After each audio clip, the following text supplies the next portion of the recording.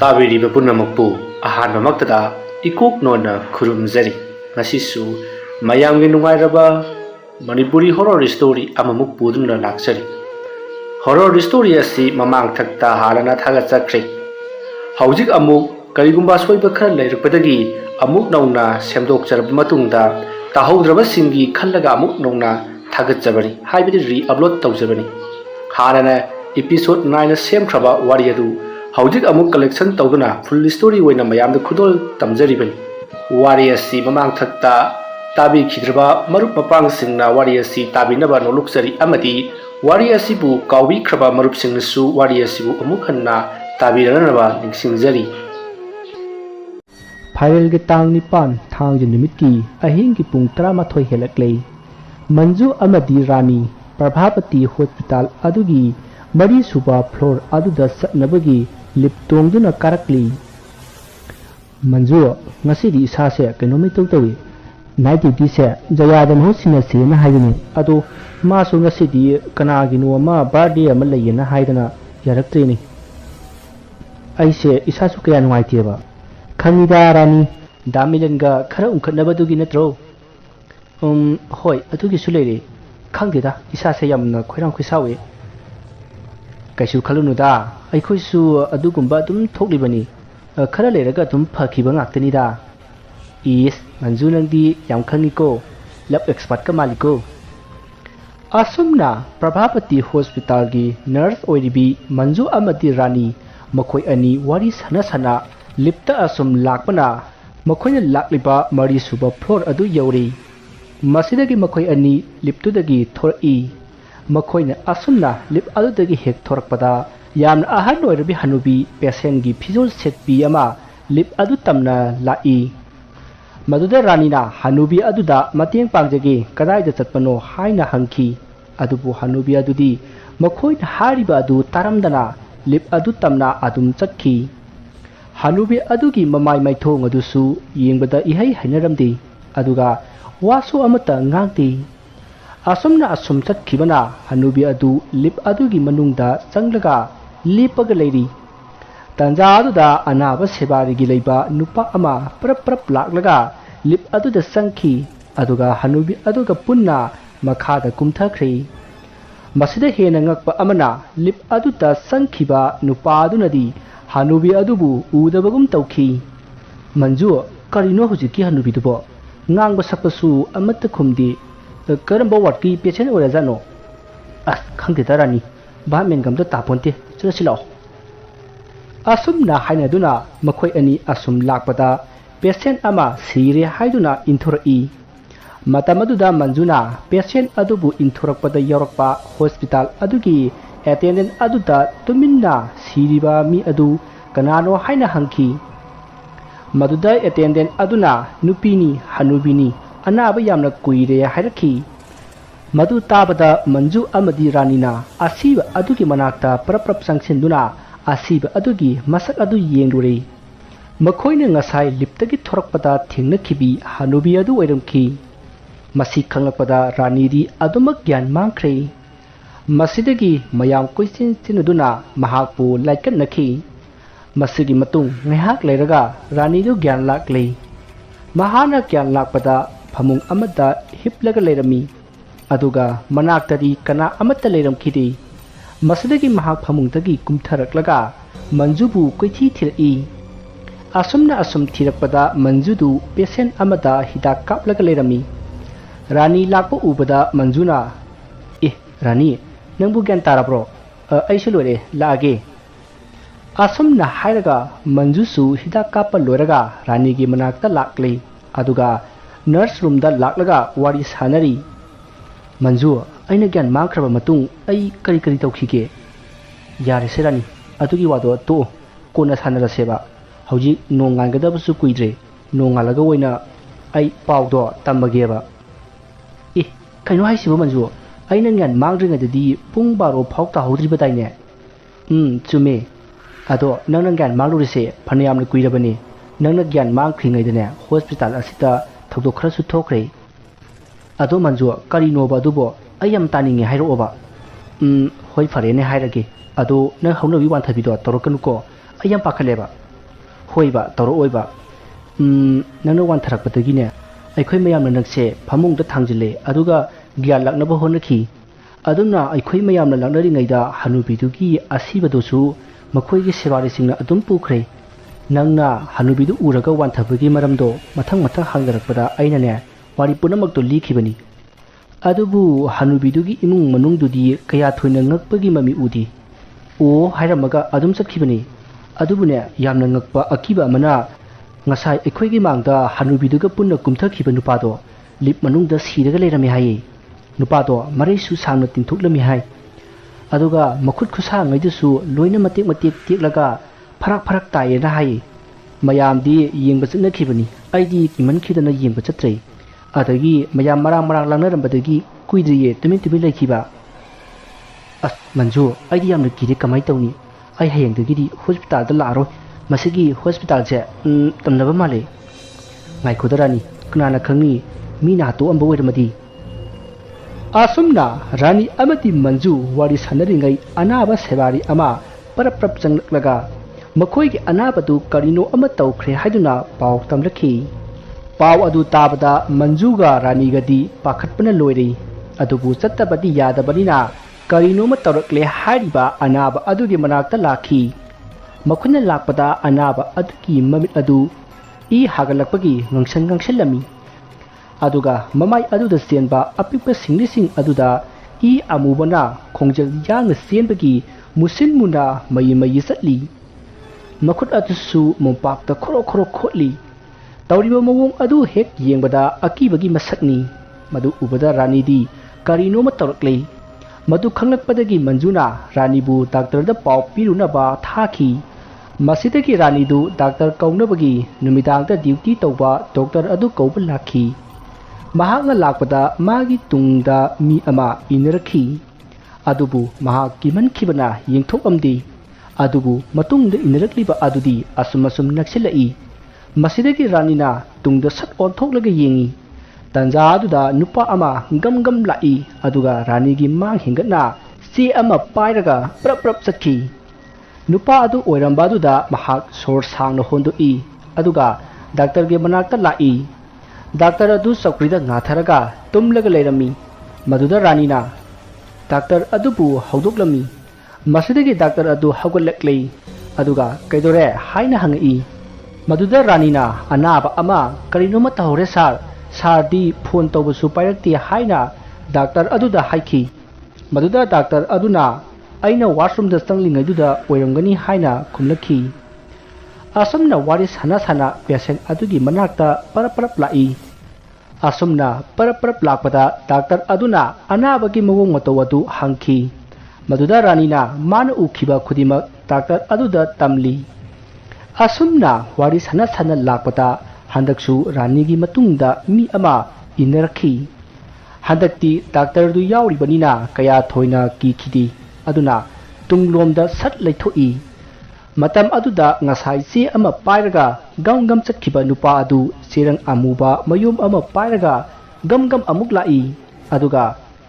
ममांग थंगना गम गम अमुक चटखि असुमना रानीना कोइलेरी लेरगे येंगबा अदुदा doctor अदुना sister कइदोरे हा कइनो कोइलेरी दि कइदोरगे sir असिगी नुपासे ngसाइसु आइगा थिनखरे माइ पोसे काइदगी लेरी जानो खंगदि याम थुना लाए हा नुपा हाइबा कनानो ने तू अस्ते सक्रिसे असुमना रानीना मखुत थिनबा अदुदा डॉक्टर अदुना कोयेंग येंगी अदुगा ओ असिवरे फरे फरे अदो सिस्टर नंग मतम खरा युमद रेस्ट तौरगा लयु नंग फत्ता फत्ता वखल जामना खनबा माली ngसाइसु वान्थरइदना अदुना मतम खरा युमदा पोथाव को होई सर असुमना वारी सानदुना असुम लापना डॉक्टर अमदी रानीदु पेशेंट अदुगी मनाक जौरकले अनाबा अदुगी मवोंग मतौ अदुदा डॉक्टर अदु मकुक साइरी करिनो हाइबा महाकसु खंग्री मसदगी डॉक्टर अदुना तुमननबा इंजेक्शन अमा कामनबा मंजुदा हाइबदगी तुमननबा इंजेक्शन अमा कामनबा सेम सारई तंजा अदुदा अनाबा अदु मसा मतुमता तुमिन्ना अमुक तुमख्रे अदुगा मुरुम मुरुम मुरुम अमुक सोलई अदुमना सोलकपा अदुदा ꯁꯦꯕꯥꯔꯤ ꯑꯗꯨꯅ ꯀꯔꯤ ꯍꯥꯏꯔꯤꯕꯖꯥꯠꯅꯣ ꯍꯥꯏꯗꯨꯅ ꯃꯀꯣꯛ ꯅꯣꯟꯊꯗꯨꯅ ꯇꯥꯈꯤ ꯑꯁꯨꯝꯅ ꯇꯥꯔꯨꯕꯗ ꯃꯨꯔꯨꯝ ꯃꯨꯔꯨꯝ ꯁꯣꯜꯂꯝꯕ ꯑꯅꯥꯕ ꯑꯗꯨ ꯌꯥꯝꯅ ꯀꯟꯅ ꯂꯥꯎꯔꯛꯈꯤ ꯑꯗꯨꯒ ꯃꯃꯤꯠ ꯀꯟꯅ ꯎꯏꯁꯤꯜꯂꯒ ꯀꯟꯅ ꯀꯞꯂꯛꯏ ꯑꯗꯨꯒ ꯈꯨꯌꯥꯗ ꯍꯅꯨꯕꯤ ꯑꯃ ꯐꯝꯃꯤ ꯑꯩ ꯌꯥꯝꯅ ꯀꯤꯔꯦ ꯑꯁꯨꯝꯅ ꯍꯥꯏꯗꯨꯅ ꯀꯟꯅ ꯀꯞꯂꯛꯏ ꯃꯥꯒꯤ ꯃꯇꯧ ꯑꯗꯨꯗ ꯃꯌꯥꯝ ꯄꯨꯝꯅꯃꯛ ꯄꯥꯈꯠꯅꯔꯤ ꯃꯁꯤꯗꯒꯤ ꯗꯥꯛꯇꯔ ꯑꯗꯨꯅ ꯃꯁꯤꯗꯤ ꯂꯥꯏꯌꯦꯡ ꯑꯣꯏꯕ ꯃꯥꯜꯂꯤ ꯍꯥꯏꯗꯨꯅ ꯈꯨꯗꯛꯇ ꯌꯨꯝꯗ ꯍꯟꯈꯤꯅꯕ ꯍꯥꯏꯈꯤ ꯃꯇꯝ ꯑꯗꯨꯗ ꯅꯣꯡꯁꯨ ꯀꯥꯕꯛ ꯉꯥꯜꯂꯛꯂꯕꯅꯤ ꯑꯅꯥꯕ ꯑꯗꯨꯒꯤ ꯁꯦꯕꯥꯔꯤꯁꯤꯡ ꯑꯗꯨꯅ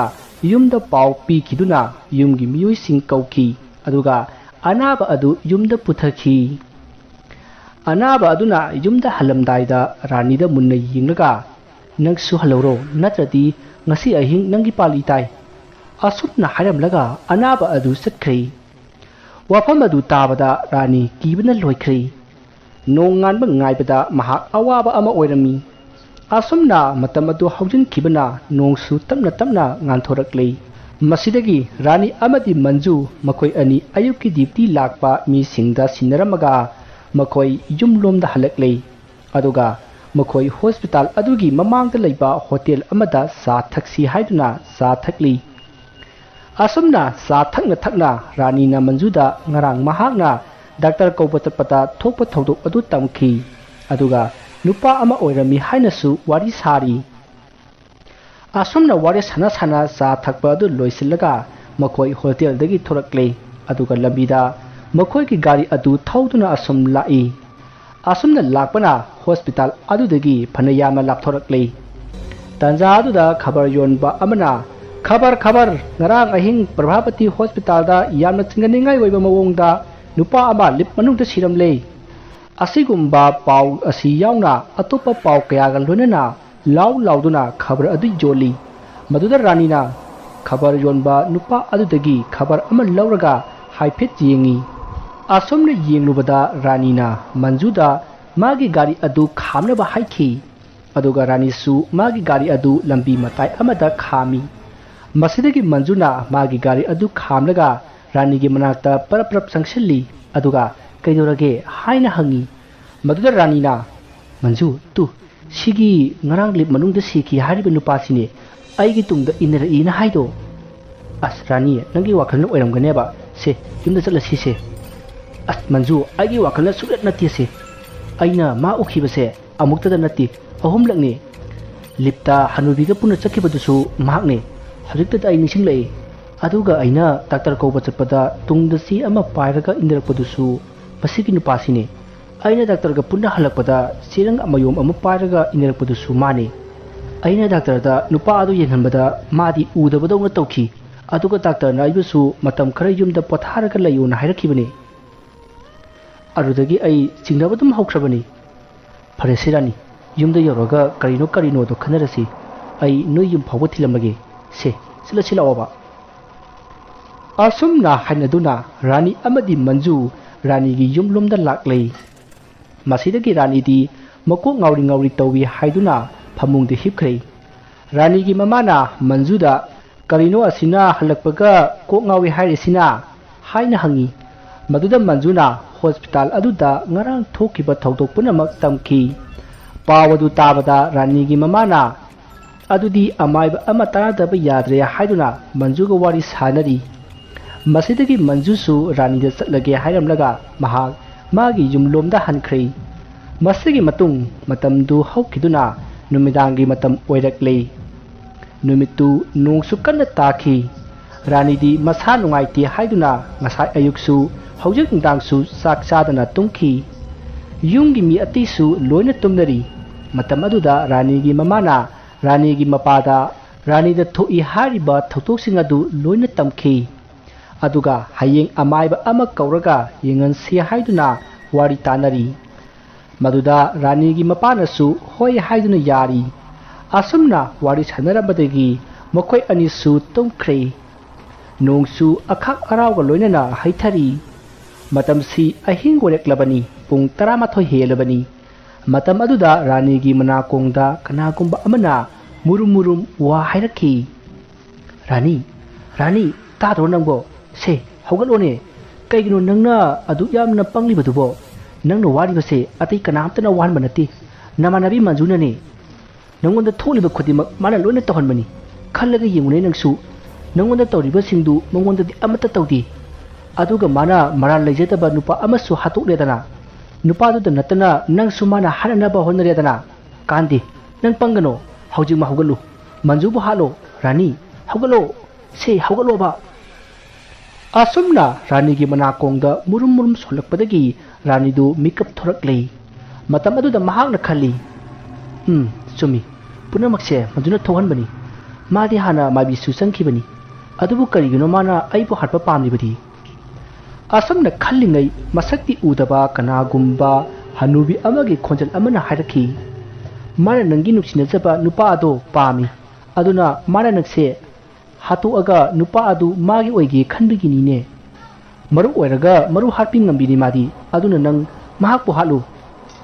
asumna hairakpa aduda rani du saubuna loiri masidagi rani na phamungdagi phuk haugallaga sakhum lomda changi aduga sakhumda leiriba injang semanaba thamliba thang sori adu pairaga amuk parap thorak lei masidagi mahakna magi kada leiriba gari gi so adu lauraga mahak mapanda thorak lei nongsu kanna tari adubu mahak karimta khanthadana magi gari adu start tawduna manjugi manakta lakhi matamdu nongsu kanna takhi aduga khakpa lauba tawbuna marap oiraga ranina gari start tawbatu kana amatana tahukhidi punamak mana pangbagum nungai na tumnakhi asamna ranina manjugi manakta lakpana haujik ranidu manjugi yumgi thongal jawraklei masidagi mahakna gari adu thongal da khamlamlaga mahak manjugi yumlomda changi aduga sumaga lepaga manjubu kauri manjusu masada karigumba ama thoklaba yai khanbadagi mahaksu tumlamkhidi maramasina ranina sumangda kauba adu mahakna taraduna mahak mapanda thorakhi matamaduda ranigi matungda nupigi saban manba ama lepaga leiba adu manjuna ukhi adubu manjuna rani kaino ahingsida laisibo kailerage haina hangki asopna hangba aduda ranina kaino ma hagina lakpane hairaga manakta parprap sangsilli aduga mahangna pairakpa thang sori aduna manjuda thingki asomna thinbada manjudu kanna lauri aduga leimaida haithaki matam aduda ngasaidagi ranigi matungda kuin ineramba amuba du mangkhre mahangna mehek mangkhibada rani du wakhal tarai aduga karino ene tori pasibo haiduna kanna kaplaklei asomna mangolda kapna lamnarakpa aduda imungda leiramba singadu mathang haugatnari aduga mangolda thorakpadadi manju adu ina pungchot chotlaga leimaida taraga leiramki aduga ranina manakta kaplaga leirami madu ubada manjugi imung manungna hospital da pukhatnaba hainari masidagi manjudu hospital da pukhatki asomna hospital aduda pukhatpadagi manjudu sibamakti sihauji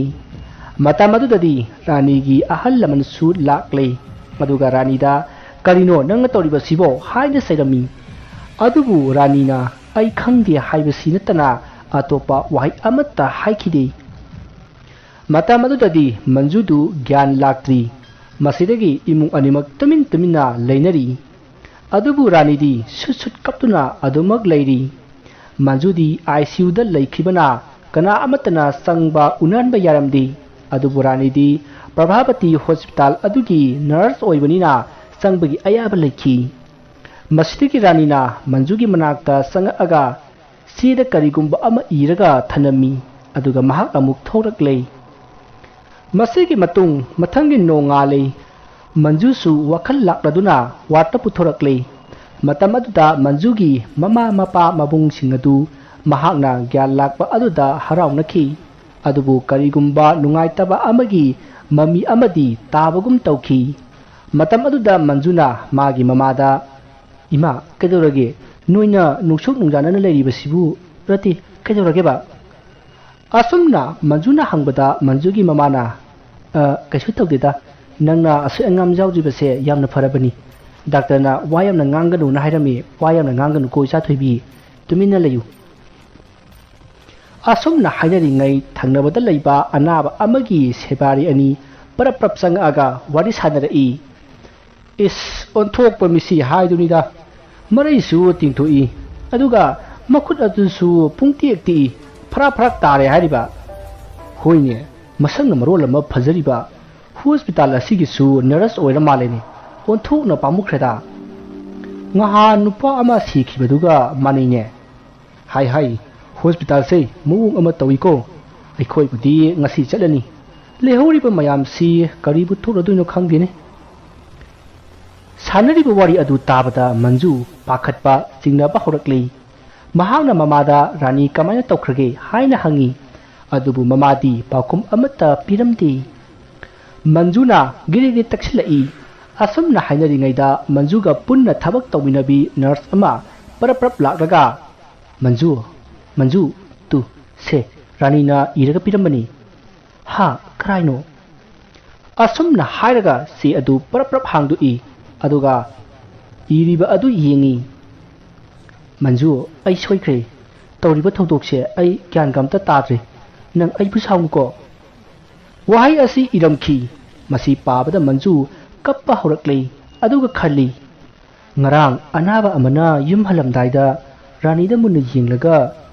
ngasi ahing nangi palitai na hairambadu adubu kari hairibano rani na krai chakraba asumna khallaga manju magi mamada rani krai sakre mahakari tawkhrage haina hangi aduga mahana gyan manglingai kari thaudok thokhrabage haina su makhatana hangki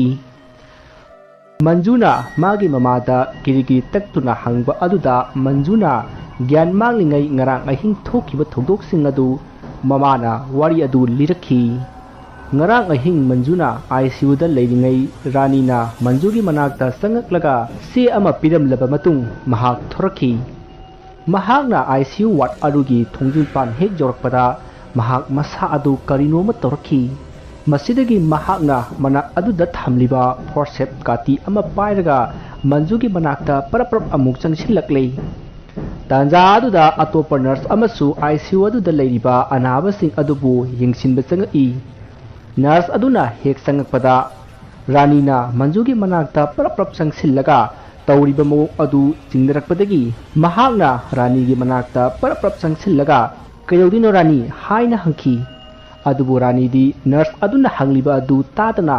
manjugi bathapakta mana payakliba kati aduna thindna bator'i matawadu ubada rani gi manakta leiba nurse aduna rani gi makhut phaki aduga koilau laukhi mahangna adumna koilau lorokpa aduda atopa nurse atei su chensillaktuna rani bu phaki masigi matung rani bu phaduna mapanda puthoklei security singna mathang pau piduna Prabhavati hospital aduda police lakhi masidagi rani du mi hat ki tawi haibagi tamak police na phaki asumna sarang narabanina rani gi imung manuksu police station da oina sakhrei thaudok asagi matung ha kanaraga ngasai rani na tawba thabak aduda uhoba nurse adu hospital adugi makha thangba floor aduda satnabagi damak lip tongki nurse aduna lip adude hek sangbaga mi amana magi matungda nokpagi bakhol tarakhi maduda nurse aduna kanano haiduna yengthoklubadadi rani du yam akiba sakta mamada mamai mamit musin munna kathiklaga lepaga leramni madu upata nurse aduna kanna laukhi adubu lip manung oibanina kana amatana takhidi aduga senthokpasu yakhidi masidagi magi matungda leplibi rani na hanubi amagi khonjal da hari nangna nathau natana nathau sarabati nathai mangjaba tabni aigi thabukta ayatpa pigiba nangi nakhuse aina kai tawgi yamu asi hairaga nurse adugi makut adu masa mathantana prek leithat chari saina aduna mahak jamna kanna laukhi adubu thangnaba mikupta nurse adugi mangak adu rani gi saktam lawribi hanubi aduna leithatuna hathi asumna nurse aduna lip manung aduda sinalairamba aduda hospital adu irang thoki ngarang ahingsu mi ama sikhi aduga ngasisu mi ama sire hospital asi tamnare haiduna mi punamak kinakhibani masida natana ahing aduda phanayamna yumda hanakhrabani lam arapada leiba mi singdi nongalaga hankinaba sem saribani adunani ngasi nongalakpa asida hospital asida leiriba mi singna mathang yumda hanariba sei hojik hanjiba haibabu yamna thina sokpa ICU da leiba operation loibata ngariba mi sing khara khaktamak ngairabani hospital asida leiriba sei wafam masi manjugi mamana manjuda tambadagi hojikti manjusu loina khanglei wafam punamak khanglaba matung manjudu tumina laikhrei maramdi thokliba thoduk asigi maramda mahakna akhangba khara leiri aduna makha tana mamada wa hangdrei rani siri haibasida mahak yamna harauki amaromda ranibu magi imung manungna nekpa upilna kota hojik rani si ko ki oiba problem khara leire aduna rehabilitation center da oina thambina ba haiki wafam madu ko na su yabiraduna rani rehabilitation center amada sahi ani leigedabani haiduna rani rehabilitation center da leiki somda su manju magi masage phibam tapna phagalakuna hojikti mahaksu discharge tawduna yumda leire adabu prabhavati hospital aduda misimina yawdrabasu tamnabadi asum hengalaki nakan amada su rani ahing kanagumbi amaga wari sanabagum matomta murum soli machinda su hatkani haidunata adum sonduna lekhi tasengna mahak angaubi amagi matau oire nakan amadana hospital adugi mapu oiriba aduna amaibi tanaduna lightin khoirambadagi tamna khumnaba adu khara makhagi phare adubu hospital aduda rule khara chatna halami rule sing adudi lipta chatpa matamda mi anidagi tadana chatpa mapan ipan thokpa amadi atei thabak chatpada mi anidagi tadana chatpa haibna singba rule kaya thamlami hariba rule sing asi ayuk nungthingi matamda khara laithoklabasu nungdangge matamdadi chatnadaba suyamak jadaba ama oirami karigumba usit thawoidaduna nungdangge matamda naitom chatlurabadi layok tilokpa aki akhang nangba haibasi soidrabani asumna matam khara hokhrei manjusu anaba pharaktuna hospital aduda thabak puba hore mahana thabak puba numit adugi ahingdagi hospital aduda hana taromdaba aki ba thodok kaya thokpa horaklei hospital aduda nupi amana kanna lauraga kappa amadi hospital adugi mi singna leiriba phamung sing adugi kangkhata mi leibagi mawong tawpa maram irei leitana mathakta thamba pot makhada tarakpa asna singba kaya tawraki masi punamak hospital aduda leiriba doctor nurse amati anaba sing amati sebari sing loina khangi adubu hauji makidi kaisu thodokpa asok apan layok tilokpa yawda panina ka hena kinabadi oidri asumna manjuna hospital aduda hek lakpaga thokliba thodok asida manjudu karigumba khara tawrage khanduna hospital adugi manungda sikhiba hanubi aduna hiblamba phamung adugi manakta laklei aduga magi haijaba lewa khara solaga phamung aduda khubakna thammi aduga mamkanna usilaga karigumba ama yengi masidagi mahakna o nangoire ngahandagi aimonda yelibasidi masi hairaga mahak lai ama khoiram lamlaga nurse ki room da laklaga tominna phamlaga lei atopada leiriba nurse ateiduna kaidoroge manju haina hangi maduda manjuna kaisu tawdeda ai yumda halage hairamlaga ahing aduda mahak jumda hananaba sem sarai adubu manjudi nupi oibanina mahak matomda yumda hanbadu nungairoi haiduna nurse atei sing aduna yaramdi karigumba chatpa tarabasu yumgi mi ama kauraga satlu haina yamna kana haiki adubu manjuna yakhidrei masidagi mahak matomta magi gari adu thauduna prabhavati hospital adudagi thaudoraklei matamsi ahingi pung ama taraklabani mahangna asumna matomta chatkhiba aduda hospital da leiriba nurse amana manjugi imungda phone tawduna manjudu yumda haithakhrabani khambasu yadi haina pau pirami masidagi manjugi imung manungdu manjubu goknabagidamak hospital lomda laklei somda nakan amadana manjudu magi yumlomda chatkidi miyoi amagi mayumda oina chakhi maramasina manjubu wokpa lakhiba manjugi imung manungna manjuga thingnakhidi phone tawrabasu switch off leikhi somdana manjudu mana lakliba yum adu yoraduna yum adugi sumangda leplaga ima amaibi tadabro aine nasa manjune asumna tattana kauki asumna hanjin kaubadagi ahan oirabi amaibi thajaman bidu laten ama pairaga thorakhi masidagi amaibi aduna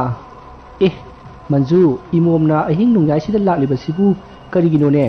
lao imungda jangsi asumna amaibi thajaman bina haibadagi manjudu amaibi thajaman bigi imungda sangakle masidagi amaibi aduna manjuda kaidori haiba imom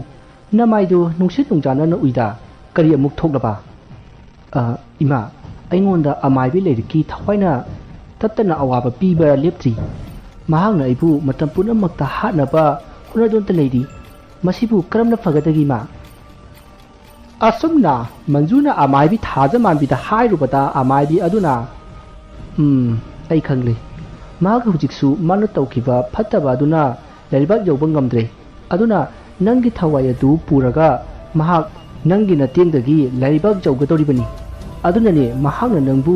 hatna batatna tawribase ado ima mahak hujiksu aigi itarani da sangduna magi kaidongpam oiduna leiri masi tanthoknabagi matam haibadubu kyang walibagi ma imo aidi lerikna adu hakna phattaba thawai ama oirakani haibati khaludabani hujiksu mahakna handrabanina amaibi thajamanbi aise kanano haibadu mangonda phajana khanghanba taretana mahakna ingonda tainaba ngamdraga karigi nangonda tainariba adu yamna pangdaba thabak asida kaisu khangjadaba imom ranibu mahakna khulai oina sizinaba aduga imom manjubuna thawai launaba hotnaba khanganidana dubudi asumna amaibi thajamanbidu yamna saurami aduga manjuda hairi taribra imom nanga aigana hayeng pungpha masimaktada lai ama khwiramdaba yararoi lai ase ibanina ahing nungyai da khwiramgadabani aduna nangna hayengse ranige manakta chatlu aduga magi masaga loinaraga leiba phanek natraga phurit ama puru aduga ne yenghoi magi samkhara amadi I mari kharaga su yauru masi soiba yade ko hoi ima ai soidina tawrage adudi ima ai amuk hanjarakhage asumna hainaraga manjusu amaibi thajamanbigi yumdagi thoraklei amaibi thajamanbisu yum manungda leihori masigi matung manjudu magi yumlomda laklei mahangna yum yawbada magi ahan lamanna yamna saurami phone su switch off thammi aduga sida chatke haibasu hairamde haiduna yamna sairami adubu sairiba ngangliba singatu manada haptana tuminna phamungda sanglaga tumki lairiba mayamadusu karigumba amadi thokle haibasi jingnabadagi makha tana manjuda wa amata haidri tumin leinari asumna matamdu haukhibana mathangi nongale manjudu ayuk nganta hogatuna magi laigi oiba thoram khara tawramaga rani na leiriba rehabilitation center aduda ranibu unaba laklei adubu laibak thibadi rani gi imung manungna ngarang do unakhibada ngairi aduna tha amada ahum laktagi hena unaba yadi aduna rani gi di unabagi matam ngarang sukhrai mathang thada oina laknanaba hairakhi wafam adu tabada manju mathayamna sakhi masidagi khanba yaba khallaba matung atopa numit masing sudriba mi amagi mingda sanglaga unajage haiduna yamna kanna hainabadagi kaina thangda yarkhi asumna yanabadagi manjuna ranibu unaba changaklei ranina oiramliba phibam madu ubada manjudu thamoi kaiba haibadu oirei makhong adusu thauri amana punsili masadusu yamna mosilei mamai adusu mayamna phubagi khamdekli masa manasu ifa phai kusu komet amata thoktre madu urubada manjuna center adugi in charge oina leiriba manjuri gi manakta laklaga ranibu asuk thina thamliba karigino haina saiki maduda in charge aduna hairi ibema masi ngaubra hairisu ngauki kaisu natabadane mase mi hatkadabagi su hekta tawi aduga akiba wasu yamna ngangi mi makukchagi I thake haina su itatatana adum hai aduga kaisu natabadusune wakal khangta tar egane center asida leiriba mi singse ana layengbasu adum tawi aduga mathanta su yam kapi aduga nebema mana manjurgi ming toina palli ꯑꯩꯅ ꯃꯟꯖꯨ ꯍꯥꯏꯁꯦ ꯀꯅꯥꯅꯣꯅ ꯍꯪꯕꯗꯅꯦ ꯃꯥꯕꯨ ꯀꯟꯕꯤꯕ ꯂꯥꯛꯀꯗꯕ ꯂꯥꯏꯅꯦꯅ ꯍꯥꯏꯔꯤ ꯑꯗꯣ ꯏꯕꯦꯝꯃꯒꯤ ꯃꯤꯡꯗꯨ ꯃꯟꯖꯨ ꯍꯥꯏꯕ ꯅꯠꯇ꯭ꯔꯣ ꯃꯥꯅ ꯍꯥꯏꯔꯤꯕ ꯃꯟꯖꯨ ꯍꯥꯏꯕꯗꯨꯕу ꯅꯪ ꯑꯣꯏꯔꯖꯥꯠꯂꯣ ꯃꯦꯗꯥꯝ ꯑꯩꯗꯤ ꯈꯪꯗꯦꯗ ꯑꯗꯨꯗꯤ ꯑꯗꯣ ꯃꯥꯅ ꯁꯨꯃꯥꯏꯅ ꯑꯃꯨꯛ ꯂꯩꯔꯤꯁꯦ ꯀꯌꯥꯝ ꯀꯨꯏꯔꯒꯦ ꯑꯗꯨꯕꯨꯗꯤ ꯉꯔꯥꯡ ꯑꯍꯤꯡꯗꯒꯤꯅꯦ ꯃꯥꯅ ꯁꯨꯃꯥꯏꯅ ꯍꯦꯛ ꯋꯥꯈꯜ ꯁꯣꯏꯔꯛꯑꯗꯤ ꯁꯨꯃꯥꯏꯅ ꯄꯨꯜꯂꯒ ꯍꯦꯛ ꯊꯝꯃꯤ ꯃꯥꯅ ꯑꯇꯣꯞꯄ ꯃꯤ ꯈꯔꯒꯁꯨ ꯐꯨꯅꯕꯗꯒꯤ ꯃꯃꯥꯏ ꯃꯃꯤꯠꯁꯨ ꯈꯔ ꯁꯣꯛꯈ꯭ꯔꯦꯅꯦ ꯑꯗꯣ ꯃꯦꯗꯥꯝ ꯑꯩ ꯃꯥꯒꯤ ꯑꯅꯥꯕꯁꯦ ꯐꯅꯕ ꯂꯥꯏ ꯑꯃ ꯈꯣꯏꯔꯝꯒꯦꯅ ꯇꯧꯕꯅꯦ ꯑꯗꯣ ꯃꯥꯒꯤ ꯁꯦꯠꯂꯤꯕ ꯃꯐꯤꯁꯦ ꯑꯩ ꯄꯨꯈ꯭ꯔꯒꯦ ꯑꯗꯨꯒ ꯁꯤꯒꯤ ꯐꯤ ꯑꯍꯟꯕꯁꯤ ꯑꯣꯏꯅ ꯁꯤꯜꯂꯁꯤ ꯑꯗꯨꯒ ꯁꯝ ꯈꯔꯁꯨ ꯏ ꯈꯔꯁꯨ ꯄꯨꯈꯤꯒꯗꯕꯅꯦ ꯑꯗꯣ ꯃꯦꯗꯥꯝꯅ ꯈꯔ ꯐꯅꯕ ꯁꯤꯟꯕꯤꯌꯣ ꯍꯣꯏ ꯍꯣꯏ ꯑꯗꯨꯕꯨꯗꯤ ꯑꯩ ꯁꯤꯟꯒꯦ ꯃꯥꯁꯦ ꯃꯌꯥꯝꯒꯤ ꯏꯔꯨꯖꯐꯝꯗ ꯑꯣꯏꯅ ꯄꯨꯁꯤꯜꯂꯁꯤ ꯑꯗꯨꯒ ꯏ ꯍꯥꯏꯕꯗꯨꯁꯨ ꯂꯧꯔꯁꯦ ꯅꯪꯒꯤ ꯁꯨꯃꯥꯏꯅ ꯃꯥꯒꯤ ꯏꯃꯨꯡ ꯃꯅꯨꯡꯅꯁꯨꯅꯦ ꯃꯥꯏꯕ ꯄꯣꯔꯛꯇꯅ ꯂꯥꯏ ꯌꯥꯝꯅ ꯈꯣꯏꯔꯝꯈ꯭ꯔꯕ ꯖꯥꯠꯅꯤꯗ ꯑꯗꯨꯕꯨ ꯏꯐꯠ ꯐꯠꯇꯦꯅꯦ ꯉꯔꯥꯡ ꯂꯥꯛꯑꯝꯕ ꯑꯃꯥꯏꯕꯗꯨꯁꯨ ꯃꯥꯅ ꯐꯨꯕꯗꯒꯤ ꯌꯥꯝꯅ ꯊꯤꯅ ꯁꯣꯛꯂꯦꯅ ꯍꯥꯏꯗꯅ ꯍꯣꯁꯄꯤꯇꯥꯜꯗ ꯂꯩꯈꯤꯕꯅꯤ ꯑꯁꯨꯝꯅ ꯋꯥꯔꯤ ꯁꯥꯟꯅ ꯂꯥꯛꯄꯅ ꯔꯥꯅꯤꯒꯤ ꯃꯅꯥꯛ ꯌꯧꯔꯤ ꯃꯇꯝ ꯑꯗꯨꯗꯗꯤ ꯔꯥꯅꯤꯗꯨ ꯀꯩꯁꯨ ꯇꯧꯗꯕ ꯑꯃꯒꯨꯝ ꯂꯩꯔꯝꯃꯤ ꯃꯍꯥꯛꯅ ꯃꯟꯖꯨ ꯎꯕꯗ ꯌꯥꯝꯅ ꯍꯔꯥꯎ ꯀꯧꯔꯛꯏ ꯑꯗꯨꯒ ꯌꯥꯝꯅꯁꯨ ꯀꯞꯈꯤ ꯉꯍꯥꯟꯈꯩ ꯃꯥꯕꯨ ꯎꯅꯕ ꯂꯥꯛꯇ꯭ꯔꯤꯕ ꯀꯔꯤꯒꯤꯅꯣ ꯍꯥꯏꯗꯨꯅ ꯌꯥꯝꯅ ꯋꯥꯔꯧꯔꯝꯃꯤ ꯃꯁꯤꯗꯒꯤ ꯔꯥꯅꯤꯅ ꯃꯍꯥꯛꯁꯨ ꯃꯁꯥ ꯀꯟꯈꯠꯂꯛꯄꯗ ꯉꯥꯏꯔꯤ ꯑꯗꯨꯅ ꯂꯥꯛꯇꯕꯅꯤ ꯍꯥꯏꯅ ꯋꯥꯔꯤ ꯁꯥꯟꯅꯔꯤ ꯃꯁꯤꯗꯒꯤ ꯃꯟꯖꯨꯅ ꯃꯥꯅ ꯂꯥꯛꯄꯒꯤ ꯃꯔꯝ ꯑꯗꯨ ꯍꯥꯏꯔꯝꯃꯤ ꯑꯃꯗꯤ ꯃꯥꯅ ꯄꯥꯝꯂꯤꯕ ꯄꯣꯠꯂꯝꯁꯤꯡ ꯑꯗꯨ ꯄꯤꯅꯅꯕꯁꯨ ꯍꯥꯏꯔꯝꯃꯤ ꯑꯗꯨꯝꯅ ꯍꯦꯛ ꯍꯥꯏꯔꯨꯕꯗ ꯍꯧꯖꯤꯛꯇꯗ ꯀꯩꯁꯨ ꯇꯧꯔꯝꯗꯕ ꯔꯥꯅꯤꯗꯨ ꯑꯀꯤꯕ ꯁꯞꯇ ꯑꯃ ꯇꯧꯕ ꯍꯧꯔꯛꯂꯦ ꯑꯗꯨꯒ ꯃꯟꯖꯨꯕꯨ ꯍꯥꯠꯅꯅꯕ ꯇꯧꯕ ꯍꯧꯔꯛꯈꯤ ꯃꯌꯥꯝꯅ ꯔꯥꯅꯤꯕꯨ ꯈꯥꯝꯂꯝꯃꯤ ꯑꯗꯨꯕꯨ ꯔꯥꯅꯤꯅ ꯃꯄꯥꯡꯒꯜ ꯀꯟꯕ ꯍꯦꯟꯈꯤꯕꯅ ꯃꯌꯥꯝꯅ ꯃꯥꯕꯨ ꯂꯥꯛꯁꯤꯟꯕꯗ ꯑꯋꯥꯕ ꯑꯃ ꯑꯣꯏꯔꯝꯃꯤ ꯑꯗꯨꯕꯨ ꯅꯝꯗꯨꯅ ꯃꯥꯒꯤ ꯈꯨꯗꯣꯝꯕꯤ ꯑꯗꯨ ꯂꯦꯟꯊꯠꯂꯒ ꯏ ꯈꯔ ꯂꯧꯔꯦ ꯑꯗꯨꯒ ꯏ ꯑꯗꯨ ꯃꯟꯖꯨꯅ ꯄꯣꯔꯛꯄ ꯂꯤꯛꯂꯤꯒꯤ ꯑꯄꯤꯛꯄ ꯄꯥꯇ꯭ꯔ ꯑꯃꯗ ꯍꯥꯞꯆꯤꯜꯂꯤ ꯃꯁꯤꯒꯤ ꯃꯇꯨꯡ ꯃꯍꯥꯛꯅ ꯄꯣꯔꯛꯄ ꯀꯥꯇꯤ ꯑꯃꯅ ꯔꯥꯅꯤꯒꯤ ꯃꯁꯝ ꯑꯗꯨ ꯈꯔ ꯀꯛꯂꯦ ꯑꯗꯨꯒ ꯔꯨꯃꯥꯜ ꯑꯉꯧꯕ ꯑꯃꯗ ꯌꯣꯝꯁꯤꯜꯂꯒ ꯃꯥꯒꯤ ꯕꯦꯒꯇ ꯍꯥꯞꯆꯤꯜꯂꯤ ꯑꯁꯨꯝꯅ ꯊꯕꯛ ꯑꯗꯨ ꯃꯊꯪ ꯇꯧꯔꯛꯄꯗ ꯔꯥꯅꯤꯗꯤ ꯍꯥꯟꯅꯗꯒꯤ ꯁꯥꯎꯕ ꯑꯁꯨꯝ ꯍꯦꯟꯒꯠꯂꯛꯇꯨꯅ ꯀꯟꯅ ꯂꯥꯎꯔꯛꯏ ꯑꯗꯨꯕꯨ ꯑꯉꯛꯄꯗꯤ ꯃꯍꯥꯛꯅ ꯂꯥꯎꯔꯤꯕ ꯈꯣꯟꯖꯦꯜ ꯑꯗꯨ ꯑꯅꯤ ꯊꯣꯛꯈꯤ ꯑꯃꯅ ꯃꯍꯥꯛ ꯃꯁꯥꯒꯤꯅꯤ ꯑꯗꯨꯒ ꯑꯃꯅ ꯍꯅꯨꯕꯤ ꯑꯗꯨꯒꯤ ꯈꯣꯟꯖꯦꯜꯅꯤ ꯃꯁꯤꯗꯒꯤ ꯃꯟꯖꯨꯅ ꯔꯥꯅꯤꯒꯤ ꯃꯐꯤ ꯑꯗꯨ ꯅꯝꯗꯨꯅ ꯍꯣꯡꯗꯣꯛꯂꯝꯃꯤ ꯑꯗꯨꯒ ꯃꯥꯒꯤ ꯕꯦꯒꯇ ꯍꯥꯞꯆꯤꯜꯂꯤ ꯃꯁꯤꯒꯤ ꯃꯇꯨꯡ ꯑꯇꯣꯞꯄ ꯐꯤ ꯑꯅꯧꯕ ꯑꯃꯃꯨꯛ ꯁꯤꯟꯕꯤꯔꯝꯃꯤ ꯃꯁꯤꯗꯒꯤ ꯃꯍꯥꯛ ꯊꯕꯛ ꯂꯣꯏꯔꯕꯅꯤꯅ ꯔꯥꯅꯤꯒꯤ ꯃꯅꯥꯛꯇꯒꯤ ꯍꯟꯈꯤꯅꯕ ꯊꯧꯔꯥꯡ ꯇꯧꯔꯛꯂꯤ ꯃꯇꯝ ꯑꯁꯤꯗ ꯃꯟꯖꯨꯅ ꯁꯦꯟꯇꯔ ꯑꯗꯨꯒꯤ ꯏꯟꯆꯥꯔꯖ ꯑꯗꯨꯗ ꯍꯣꯔꯦꯟ ꯑꯍꯤꯡꯗꯤ ꯔꯥꯅꯤꯁꯤ ꯕꯦꯔꯥ ꯌꯥꯝꯅ ꯀꯥꯔꯛꯀꯅꯤ ꯑꯗꯨꯅ ꯌꯥꯝꯅ ꯈꯔ ꯆꯦꯛꯁꯤꯟꯅ ꯄꯨꯜꯂꯒ ꯊꯝꯕꯤꯌꯨ ꯍꯥꯏꯔꯝꯂꯒ ꯃꯍꯥꯛ ꯃꯐꯝ ꯑꯗꯨ ꯊꯥꯗꯣꯛꯂꯝꯃꯒ ꯃꯌꯨꯝꯂꯣꯝꯗ ꯂꯥꯛꯂꯦ ꯃꯍꯥꯛꯅ ꯆꯠꯂꯝꯗꯥꯏꯗ ꯔꯥꯅꯤꯗ ꯃꯨꯟꯅ ꯌꯦꯡꯂꯒ ꯀꯞꯂꯝꯃꯤ ꯑꯗꯨꯒ ꯔꯥꯅꯤ ꯅꯪ ꯋꯥꯔꯁꯨ ꯋꯥꯅ ꯉꯁꯤ ꯑꯍꯤꯡꯁꯤꯗꯤ ꯈꯥꯡꯉꯨꯀꯣ ꯑꯁꯨꯝꯅ ꯍꯥꯏꯔꯝꯂꯒ ꯃꯍꯥꯛ ꯀꯞꯇꯨꯅ ꯌꯨꯝꯂꯣꯝꯗ ꯂꯥꯛꯂꯦ ꯑꯁꯨꯝꯅ ꯃꯇꯝꯗꯨ ꯑꯁꯨꯝ ꯍꯧꯖꯤꯟꯈꯤꯕꯅ ꯅꯨꯃꯤꯗꯥꯡ ꯑꯣꯏꯔꯛꯂꯦ ꯁꯣꯝꯗ ꯑꯃꯥꯏꯕꯤ ꯊꯥꯖꯃꯥꯟꯕꯤꯁꯨ ꯂꯥꯏ ꯈꯣꯏꯔꯝꯅꯕ ꯄꯣꯠ ꯆꯩ ꯀꯌꯥ ꯂꯥꯡꯂꯤ ꯑꯗꯨꯒ ꯃꯟꯖꯨꯁꯨ ꯍꯣꯔꯦꯟ ꯂꯥꯏ ꯈꯣꯏꯔꯝꯕꯗ ꯆꯪꯒꯗꯕ ꯄꯣꯠꯂꯝ ꯀꯌꯥ ꯃꯥꯒꯤ ꯕꯦꯒꯇ ꯋꯥꯈꯜ ꯇꯧꯔꯒ ꯍꯥꯞꯆꯤꯜꯂꯤ ꯃꯁꯤꯒꯤ ꯃꯇꯨꯡ ꯃꯟꯖꯨꯅ ꯃꯥꯒꯤ ꯃꯃꯥꯗ ꯃꯍꯥꯛꯀꯤ ꯂꯥꯏ ꯈꯣꯏꯔꯝꯕ ꯑꯃ ꯆꯠꯀꯗꯧꯔꯤ ꯑꯗꯨꯅ ꯆꯠꯃꯤꯟꯅꯁꯤ ꯍꯥꯏꯈꯤ ꯋꯥꯐꯝ ꯑꯗꯨꯗ ꯃꯃꯥꯁꯨ ꯍꯔꯥꯎ ꯌꯥꯔꯛꯂꯤ ꯃꯃꯥꯗ ꯅꯠꯇꯅ ꯃꯥꯒꯤ ꯃꯄꯥꯁꯨ ꯆꯠꯀꯅꯤ ꯍꯥꯏꯗꯨꯅ ꯃꯈꯣꯏ ꯑꯍꯨꯝ ꯄꯨꯟꯅ ꯑꯃꯥꯏꯕꯤ ꯊꯥꯖꯃꯥꯟꯕꯤꯒꯤ ꯌꯨꯝꯗ ꯂꯥꯛꯂꯦ ꯃꯈꯣꯏꯅ ꯂꯥꯛꯄꯗꯨ ꯅꯨꯃꯤꯠ ꯄꯨꯡꯇꯥ ꯇꯥꯔꯤ ꯃꯁꯤꯗꯒꯤ ꯃꯟꯖꯨꯅ ꯑꯃꯥꯏꯕꯤ ꯊꯥꯖꯃꯥꯟꯕꯤꯒꯤ ꯁꯨꯃꯥꯡꯗ ꯆꯪꯉꯛꯂꯒ ꯀꯧꯔꯝꯃꯤ ꯍꯦꯛ ꯀꯧꯕꯒ ꯑꯃꯥꯏꯕꯤ ꯑꯗꯨꯁꯨ ꯊꯣꯔꯛꯂꯦ ꯑꯗꯨꯒ ꯃꯟꯖꯨ ꯑꯃꯗꯤ ꯃꯥꯒꯤ ꯃꯃꯥ ꯃꯄꯥꯕꯨ ꯏꯃꯨꯡꯗ ꯆꯪꯅꯅꯕ ꯍꯥꯏꯕꯗꯒꯤ ꯃꯈꯣꯏ ꯄꯨꯟꯅ ꯏꯃꯨꯡꯗ ꯆꯪꯉꯛꯂꯦ ꯌꯨꯝꯗꯨ ꯃꯩꯇꯩ ꯌꯨꯝꯁꯥꯅꯤ ꯏꯅꯁꯨ ꯀꯨꯞꯄꯤ ꯌꯥꯝꯅ ꯏꯪꯅ ꯂꯩ ꯃꯗꯨꯗ ꯃꯟꯖꯨꯒꯤ ꯃꯄꯥꯅ ꯏꯃꯥ ꯌꯨꯝꯁꯤꯕꯨ ꯏꯃꯥ ꯏꯇꯣꯝꯇ ꯂꯩꯕꯤꯕ꯭ꯔꯣ ꯀꯅꯥꯃꯠꯇ ꯎꯗꯕꯁꯤꯕꯣ ꯑꯁꯨꯝꯅ ꯃꯟꯖꯨꯒꯤ ꯃꯄꯥꯅ ꯑꯃꯥꯏꯕꯤ ꯊꯥꯖꯃꯥꯟꯕꯤꯗ ꯍꯪꯂꯨꯕꯗ ꯃꯟꯖꯨꯅ ꯑꯣꯏꯅ ꯄꯥꯎꯈꯨꯝ ꯄꯤꯔꯛꯏ ꯄꯥꯕꯨꯡ ꯏꯃꯥꯁꯤꯒꯤꯅꯤ ꯍꯥꯏꯕꯗ ꯀꯅꯥ ꯑꯃꯠꯇ ꯂꯩꯇ꯭ꯔꯦ ꯃꯍꯥꯛ ꯃꯇꯣꯝꯗꯅꯦ ꯌꯨꯝꯁꯤꯗ ꯂꯩꯔꯤꯁꯦ ꯑꯁꯨꯝꯅ ꯍꯥꯏꯅꯔꯛꯄꯗ ꯑꯃꯥꯏꯕꯤ ꯊꯥꯖꯃꯥꯟꯕꯤꯅ ꯏꯕꯨꯡꯉꯣ ꯑꯩꯒꯤ ꯏꯆꯥ ꯏꯁꯨ ꯑꯩꯒꯤ ꯏꯄꯨꯔꯣꯏꯕ ꯄꯨꯝꯅꯃꯛ ꯍꯤꯡꯆꯥꯕꯤ ꯑꯃꯅ ꯆꯥꯈ꯭ꯔꯦꯗꯅ ꯃꯗꯨꯒꯤ ꯍꯤꯡꯁꯥꯕꯤꯗꯨꯅ ꯑꯩꯒꯤ ꯏꯆꯥ ꯏꯋꯥꯗ ꯅꯠꯇꯅ ꯏꯃꯣꯝ ꯃꯟꯖꯨꯕꯨꯁꯨ ꯔꯥꯅꯤꯕꯨꯁꯨ ꯆꯥꯅꯅꯕ ꯍꯣꯠꯅꯔꯛꯂꯤ ꯃꯁꯤꯗꯒꯤ ꯀꯜꯍꯧꯗꯕ ꯌꯥꯗꯕꯅꯤꯅꯦ ꯍꯣꯏ ꯏꯃꯥꯅ ꯈꯔ ꯐꯅꯕ ꯁꯤꯟꯕꯤꯗꯨꯅ ꯏꯆꯥꯁꯤꯡꯁꯦ ꯀꯟꯕꯤꯌꯨ ꯑꯁꯨꯝꯅ ꯍꯥꯏꯅꯔꯤꯉꯩ ꯃꯇꯝꯗꯨ ꯐꯅ ꯌꯥꯝꯅ ꯊꯦꯡꯖꯤꯜꯂꯛꯂꯤ ꯃꯁꯤꯗꯒꯤ ꯑꯃꯥꯏꯕꯤ ꯊꯥꯖꯃꯥꯟꯕꯤ ꯑꯃꯗꯤ ꯃꯟꯖꯨꯅ ꯂꯥꯏ ꯈꯣꯏꯔꯝꯅꯕ ꯊꯧꯔꯥꯡ ꯇꯧꯔꯛꯂꯤ ꯃꯟꯖꯨꯒꯤ ꯃꯄꯥꯒ ꯃꯃꯥꯒꯗꯤ ꯇꯨꯃꯤꯟꯅ ꯖꯒꯥ ꯑꯃꯗ ꯐꯝꯂꯒ ꯂꯩꯔꯤ ꯃꯟꯖꯨꯒ ꯊꯥꯖꯃꯥꯟꯕꯤꯒꯅ ꯁꯤꯟꯗꯨꯔꯅ ꯂꯥꯏꯌꯦꯛ ꯑꯃ ꯌꯦꯛꯏ ꯑꯗꯨꯒ ꯃꯈꯣꯏꯅ ꯁꯤꯟꯗꯨꯔ ꯑꯗꯨꯒꯤ ꯃꯅꯨꯡꯗ ꯃꯈꯣꯏꯅ ꯄꯣꯠꯂꯝ ꯀꯌꯥꯃꯔꯨꯝ ꯊꯝꯃꯤ ꯃꯁꯤꯗꯒꯤ ꯃꯟꯖꯨꯅꯁꯨ ꯃꯥꯅ ꯄꯣꯔꯛꯄ ꯔꯥꯅꯤꯒꯤ ꯁꯝ ꯏ ꯑꯃꯗꯤ ꯔꯥꯅꯤꯒꯤ ꯐꯅꯦꯛ ꯑꯗꯨ ꯂꯥꯏꯌꯦꯛ ꯑꯗꯨꯒꯤ ꯃꯊꯛꯇ ꯊꯝꯃꯤ ꯑꯁꯨꯝꯅ ꯊꯧꯔꯥꯡ ꯇꯧꯅꯔꯤꯉꯩ ꯃꯇꯝ ꯑꯗꯨ ꯑꯍꯤꯡꯒꯤ ꯃꯇꯝ ꯑꯣꯏꯔꯛꯂꯤ ꯃꯁꯤꯗꯒꯤ ꯑꯃꯥꯏꯕꯤ ꯑꯗꯨꯅ ꯂꯥꯏ ꯈꯣꯏꯔꯝꯅꯕ ꯇꯧꯔꯁꯤ ꯍꯥꯏꯗꯨꯅ ꯀꯦꯟꯗꯜꯒꯤ ꯃꯩꯔꯥ ꯈꯔ ꯆꯨꯈꯠꯂꯤ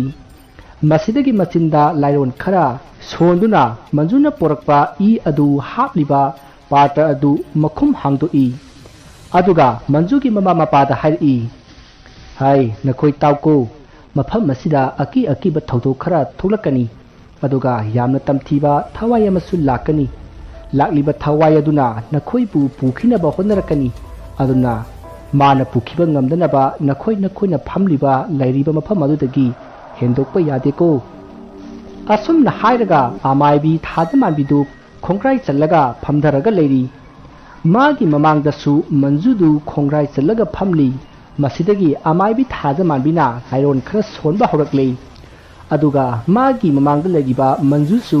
ꯃꯃꯤꯠ ꯎꯏꯁꯤꯟꯗꯨꯅ ꯂꯩꯋꯥ ꯈꯔ ꯁꯣꯜꯂꯤ ꯑꯁꯨꯝꯅ ꯇꯧꯔꯛꯄꯗ ꯅꯥꯀꯟ ꯑꯃꯗ ꯂꯩꯔꯤꯕ ꯔꯥꯅꯤꯗꯨ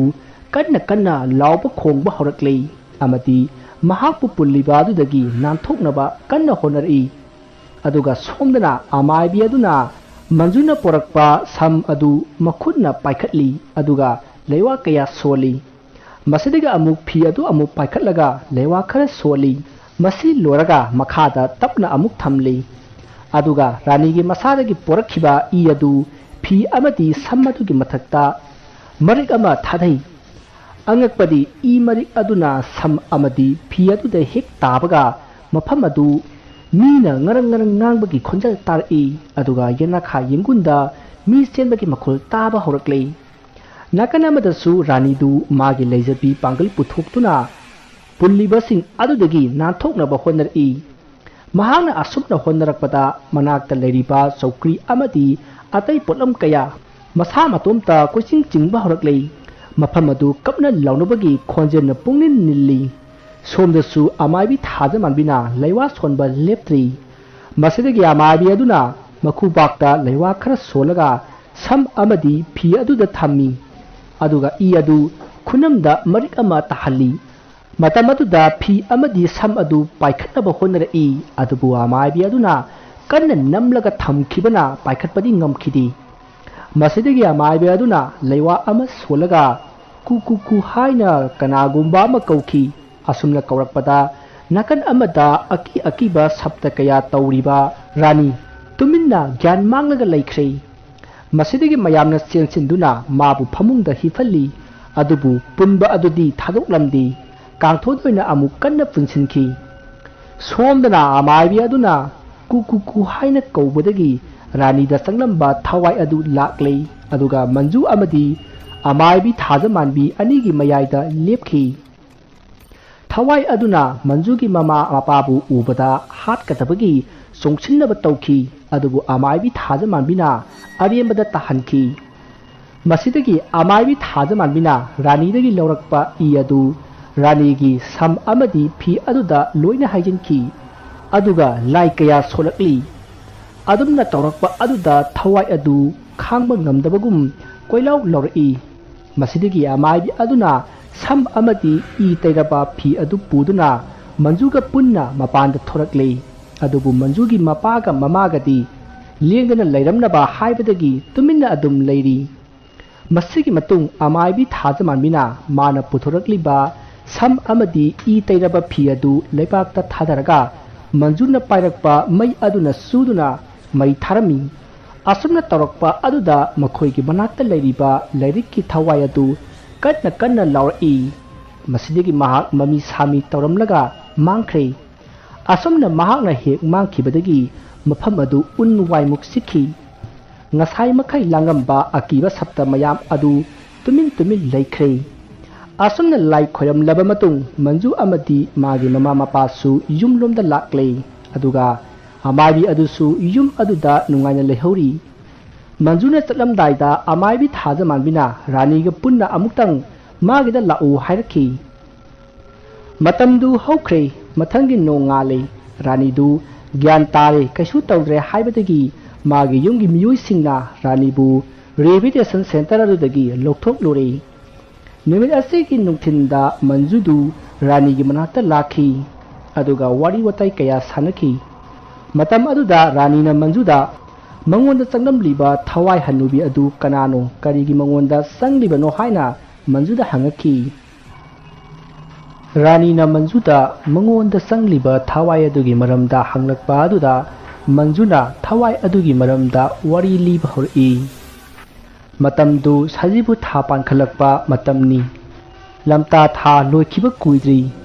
thaja manbisu phairen thada luhongkhibani luhongba kuidribanina mahakna leikai adugi mi singi maramda kaya thoina khangdri nomun numit ama miyai salabi nupi ama thaja manbigi yumda lakhi matamdu dadi thaja manbidu mangolda wai taiduna leiriba matamni nupi aduna laklaga thaja manbida karigumba posak amagi matangda wari sari posak adu nupi aduna thaja manbidagi piraknaba haiki adubu thaja manbina madudi aigi pot nate aduna aina piba ngamloi haiki adubu laklibi miyai salabi nupi aduna nangna thokpa pigadabani hek pidabada aina kaidoroki yengo hairamlaga nupi adu thaja manbigi yumdagi saawna satki panba yai thaja manbigi nupa Prabhapati hospital da attendant oina thabak tawraga leijabani thaja manbisu hospital aduda nurse oiduna leirami maram asidagi thaja manbiga attendant oiriba magi mapuroibaga khangnaraktuna yumba lambida khongda minarakpani thaja manbigi nupa asigini haibada magi mamabok adu natana kanasu leitrei adusu hojikti ahan oiraklabanina yamna toina yingsinba ngamdrei aduga amaromda thaja manbigi manakta lakliba nupi aduga thaja manbiga hana mamang thakta makhoiga punna thabak tawminarami adubu mot manaraktabadagi makhoi kainakhibani adubu makhoina pullingaida hana painakhiba laigi oiba posai khara losinaduna thamli hariba pulamsing asigi manungda khwaidagi mapangal kanba sathiba ama hairagadi mamit ahum panba mitam ama leiri maduna oirami hariba laidi asi thaja manbigi manakta leiribani adubu mahakna hiram amatada sijinnadana yamna sekchinna thamlibani adubu thaja manbida lei haiba asi mage manakta laklibi nupi aduna khangbadagi mangondagi lawanaba tawribani nupi adu atai kana sunate hanubi leirikpuni pukchel pikpa mine nungai uraga kalakpa masa masu phawba kaya nuksiba poktaba nupi ama oina tawi thaja manbina lerikna hairamliba wafam adu tabada mangonda mitam adu leire haibasi khangkhre haiba khanglei masidagi mahaksu sectionna mikupna humsingna leiri masiki matung matam khara haukhre thaja manbisu matamna poraktuna nawa mitamba thamari suraklei thaja manbi amadi magi mapuroiba lingjenba yamna harau nungaijari thaja manbisu yengu khuding nungonjari masa mau inau nau thajari masagi nuksiba mataubu bakna sajinduna mikup khuding momon nokjari asigumlaba nungairba matam asida leirikna itat tattana laklaga thaja manbida leiriba mitam laidi adu piraknaba haiki adubu thaja manbina mangonda hana leirami haujikti amaiba tangja mohan gi manakta leikhre haina khumlakhi tasengba gi su amaiba tangja mohan gi manakta mitam adu leikhrabani thaja manbina mitam adu senaba ngamlaroi haibadagi nongma amaiba tangja mohan bu kauraga pikhrabani adubu wafam adu larikna thajaramdi aduga maromda mana piyu haibadadi pidraga karigi mingonda piribano haina yamnasu sauki adubu lairikti makhoiga pullingai mayamna yadaba thabak hanjin tawbagi damak mahaku tanthokhrabani Maramasina Mahak Taza Manbi Hoigi Kangbuda Yaudri, Aduna Makoigi Kangbugi Wiba Postai Amata, Lake the Biba Yakidavani. Masipuna Makanga Kanga, Amaibi Ledina, Taza Manbidagi, Namduna Lowanaba Hona Kibani, Adubu Upai Lakidi. Asumna Taza Manbina, Mangon the Lake Tre Hydakpaduda, Lady 2, Yamnas Horamaga, Saki. Masaki Matung, Ikuikuyana, Taza Manbigi Mapuroiba, Lingjinbana, Noma, Yamlaba Senyam Amapuduna Lai. Senyam Adu Mahana Pakang Oidingiti Yaujaba, Maru Adu Loiri, Aduna, Senyam Adu Puduna Lak Libani. Masidagi Sensing Aduna, Makoina Low Kara Lejaki. Asumna Low Labor Aduda Somdana, Mabu Patrabi, Amaibi Lerikna Kali. Asukui Nasi Power Low Labor di Laradana. Sara Fawa Anisun Saba Pangtrabani, Aduga, Tazaman be Hek Lapatagidi, Ta Karasida Low and Lake Rene. Masipunamaxe, Mawanda Lady Bamita Madonna Soy and Oirangani. I Hoji Muktalaga, Nasidi, Namdan Low the Bayati. Asum the Kalaga, Mahal Yamna Sauna, Tazaman Bigiyum the Lakley, Aduga, Tazaman Bida, Mitam Adu P the Bayaro Haiduna, Yamna Kana Taxilaki. Amadi Karigumba Hek Bida Nanginasa Adu Mangan Gani Haina, Kihanba Horakli. Adugum Laba Ladiki Wapa Maduda Tazaman Bisu Saurakuna, Awai Okum Tauduna Kanaki. Asumna, Makoi Anina Kanarak Baduda, Yumtang Navada Laba missing a Chinsinartuna, Kanabagi Wapam Hanglaki.